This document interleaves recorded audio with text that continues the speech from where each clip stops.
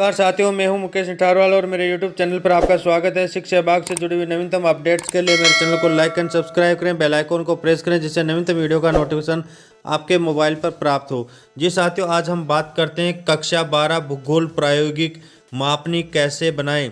5 minute में मापक scale तैयार करें। जी साथियों, आपके प्रैक्टिकल के अंदर जब हम समपटल सर्वेक्षण करते हैं, आप मापन तैयार करते हैं तो किस प्रकार मापक को बनाया जाता है, बच्चों को आप इस वीडियो को ज़रूर शेयर करें जिससे कि वो आसानी से मापक बनाना सीख सकें। जी साथियों, सबसे पहले हम बात करते हैं कि जैसे हम RF लेते हैं, रिप्रेजेंटेटिव जो फ्रैक्शन जो आपके प्रदर्शित भिन्न आपके अलग अलग हो सकती है, 1:100, 1:115, 1:120, 1:200 कुछ भी हो सकती है। तो उसको किस प्रकार कन्वर्ट करें, यहाँ पर आप देख रहे होंगे एक सूत्र है जो यहाँ पर आप बच्चों को हल करवाने में आसानी रहेगी। धरातल की दूरी बटावा RF का हर, जी साथियों, गुणा 100। आप यदि इस प्रकार के इस सूत्र के साथ में आप अपने जो मीटर का माप है, जो फील्ड के नीचे का माप है, उसको कागज़ के ऊपर किस प्रकार कन्वर्ट किया जाता है सेंटीमीटर में, इसका हल एक आसानी से सूत्र से हम मापक के अंदर कर सकते हैं। जैसे यहाँ पर 20 मीटर यदि आपके धरातल की दूरी है और 200 आपका यहाँ पर RF का हर है, गुना 100 करते हैं तो यहाँ पर 10 सेंटीमीटर आ रहा है। अतः 10 सेंटीमीटर बराबर 20 मीटर। यदि फील्ड में हम यहाँ पर स्केल को नापते हैं, फित्ते से नापते हैं, 20 मीटर की दूरी है तो उसको हम 10 सेंटीमीटर के बराबर कागज़ पे लेंगे। यहाँ पर 10 सेंटीमीटर की दूरी को 5 बराबर भागों में बांटना, इस प्रकार हम स्केल से बनाए जाएंगे।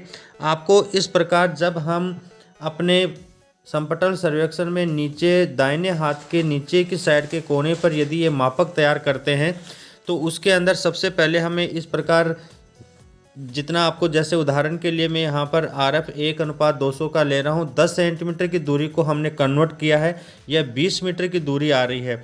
तो 20 मीटर के भाग को 10 सेंटीमीटर में हमने बराबर 5 भागों में विभाजित किया है और ये 4-4 जो आपके सेंटीमीटर आ रहे हैं इसके अंदर हमने इसको डिवाइड किया है।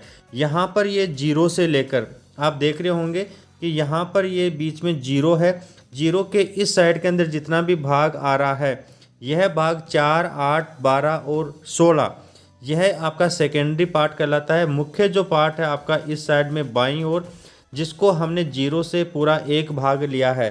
तो 4 भाग आपके यहाँ पर द्वितीय पार्ट में होंगे, फर्स्ट पार्ट जो प्राइमरी सेक्शन है उसमें 0 के इधर बाईं साइड का भाग है। यहाँ पर हमने सेंटीमीटर से इंगित किया है।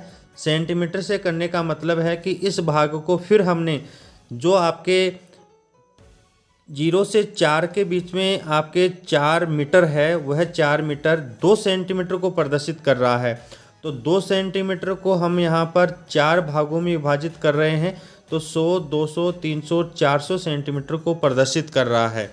इसी प्रकार हम देख पा रहे होंगे कि इस प्रकार आपको मापक तैयार करना होगा और इस मापक का अगला भाग, इसी को हम चेंज करना चाहें तो आप देख रहे होंगे कि इसके अंदर हम एक को डार्क और एक को लाइट, एक को डार्क और एक को लाइट करते हुए मापक तैयार करते हैं।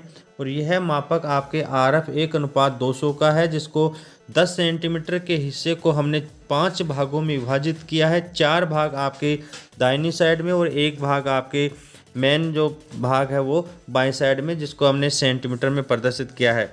दोस्तों, यहाँ पर यदि हम सेंटीमीटर के स्थान पर डेसीमीटर भी ले सकते हैं।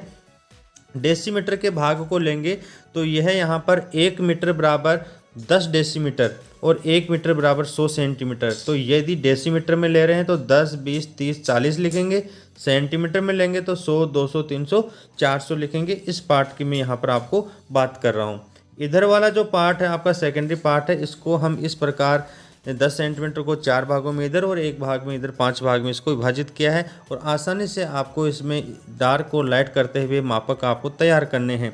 दूसरे उदाहरण देकर मैं यदि बात करना चाहूँ तो इस सूत्र को मैंने अलग से आपको प्रदर्शित किया है बच्चों के लिए कि आप किस प्रकार कन्वर्ट कर सकते हैं। बहुत आसानी से आप मिनटों के अंदर, आप जैसे विकिरण विधि के आप दूरियों को, आप फील्ड का जो मीटर में आ रहा है उसको सेंटीमीटर में यहाँ पर रख कर आसानी से कर सकते हैं। उदाहरण के लिए यदि धरातल की दूरी 40 मीटर हो और आपके RF 1:120 कागज़ की दूरी पर रखना हो तो यहाँ पर धरातल की दूरी 40 मीटर अपॉन यहाँ पर RF का जो हर है और गुणा 100, यदि ऐसे करते हैं तो आपको यहाँ पर 33.33 जो सेंटीमीटर है इसको हमें कागज़ के ऊपर लिखना होगा, तो यह फील्ड की 40 मीटर दूरी व्यक्त करेगा। दोस्तों यहाँ पर मैं दूसरे उदाहरण की यदि बात करना चाहूँ, आप देखें यहाँ पर मापक के अंदर जैसे RF 1:100 ले रहे हैं, तो इसमें किसी प्रकार की आपको ज़्यादा ध्यान देने की आवश्यकता नहीं है। जो आप मीटर के अंदर फील्ड की दूरी ले रहे हैं वही आपके कागज़ की धरातल की दूरी और कागज़ की दूरी सेंटीमीटर में कन्वर्ट हो जाएगी। यदि में कागज़ पर 1 सेंटीमीटर है तो धरातल पर 100 सेंटीमीटर।